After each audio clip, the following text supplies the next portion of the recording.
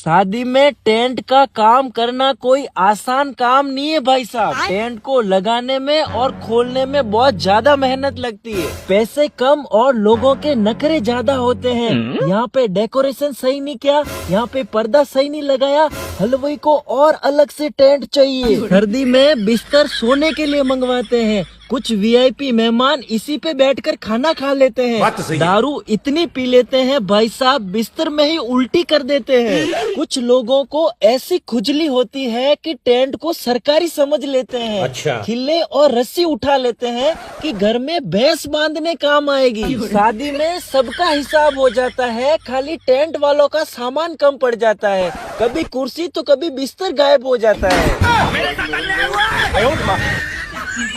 शादी में टेंट का काम करना कोई आसान काम नहीं है भाई साहब। टेंट को लगाने में और खोलने में बहुत ज्यादा मेहनत लगती है। पैसे कम और लोगों के नखरे ज्यादा होते हैं।